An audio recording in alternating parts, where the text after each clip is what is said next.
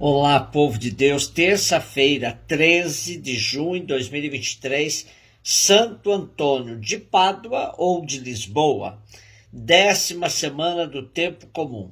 A nossa aplicação de hoje é a partir da segunda carta de Paulo aos Coríntios, capítulo 1, de 18 a 22 e Mateus 5, de 13 a 16. Irmãos, eu vos asseguro pela fidelidade de Deus.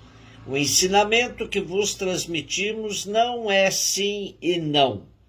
Pois o Filho de Deus Jesus Cristo, que nós, a saber, eu, Silvano, Timóteo, pregamos entre vós, nunca foi sim e não, mas somente sim. Com efeito, é nele que todas as promessas de Deus têm o seu sim garantido. Por isso também é por ele que dizemos amém, a Deus para a sua glória. É Deus que nos confirma a nós e a vós em nossa adesão a Cristo, como também é Deus que nos ungiu. Foi ele que nos marcou com o seu selo e nos adiantou como sinal, o Espírito derramado em nossos corações. Continuamos a leitura da segunda carta de Paulo aos Coríntios. Como já dissemos, essa carta é, na verdade, a junção de escritos do apóstolo.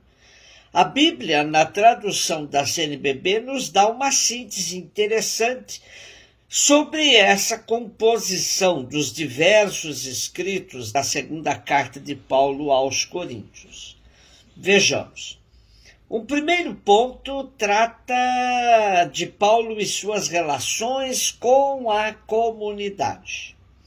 O apóstolo explica as mudanças no projeto de viagem, defende a superioridade do ministério da nova aliança, expõe as angústias e as esperanças deste ministério, fala das dificuldades que enfrenta no ministério, e informa que, com a chegada de Tito, os problemas ficaram esclarecidos. No segundo ponto, vemos 2 bilhetes de solidariedade motivando a coleta pelos pobres da Igreja de Jerusalém. Num terceiro ponto, temos uma apaixonada autodefesa do apóstolo e, por fim, temos uns versículos de saudação final. No trecho de hoje, Paulo está se justificando porque disse que iria visitar a comunidade e não foi, o que estava gerando enormes críticas à sua atitude. Daí que ele insiste que o ensinamento dele não é sim e não, mas somente sim, pois Deus é sempre sim. E esse problema, a presença de Tito na comunidade resolve. E termina lembrando o selo do batismo, onde somos confirmados pela unção e recebemos o Espírito que é derramado em nossos corações. Mateus 5, 13 a 16. Disse Jesus a seus discípulos: vós sois o sal da terra. Ora, se o sal se tornar insosso, com que salgaremos? Ele não servirá mais para nada, senão para ser jogado fora e ser pisado pelos homens. Vós sois a luz do mundo.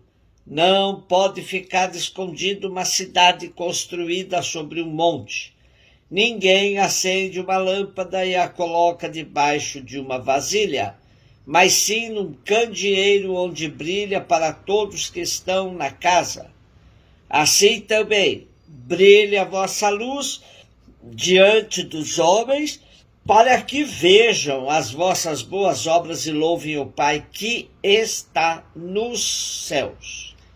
Ser discípulo de Jesus é estar disposto a qualquer hora a dar testemunho dele. Do contrário, corre-se o risco de perder o sabor e ser pisado pelos outros.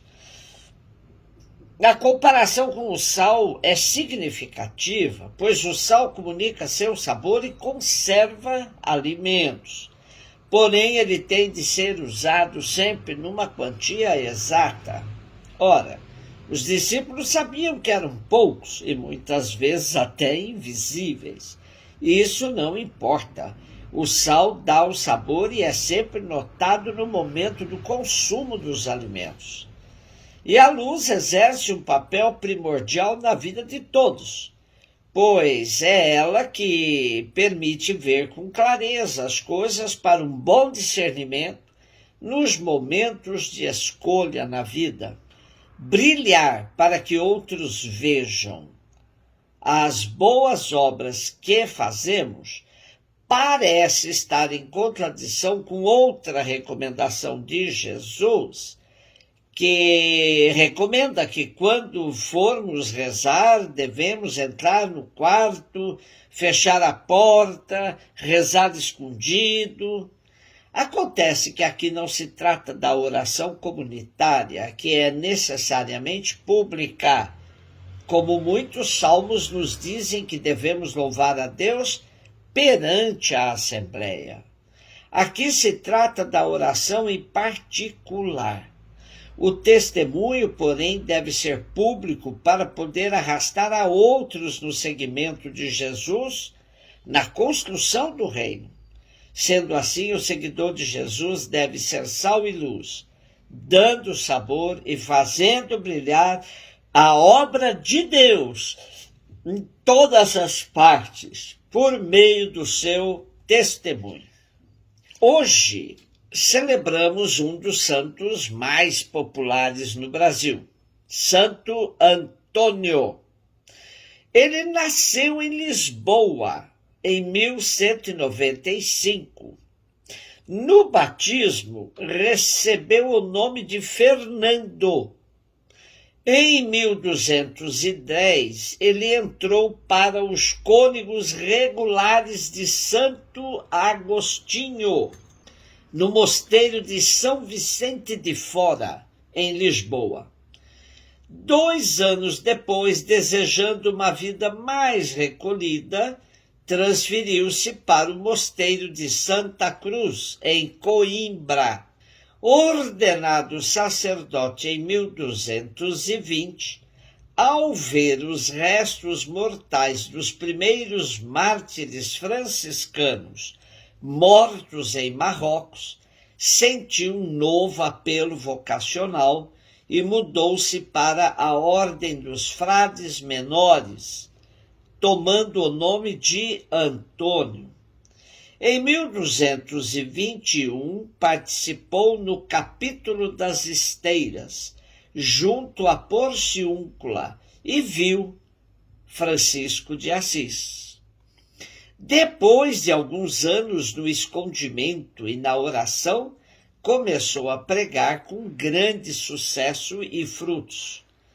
Converteu hereges em Itália e em França.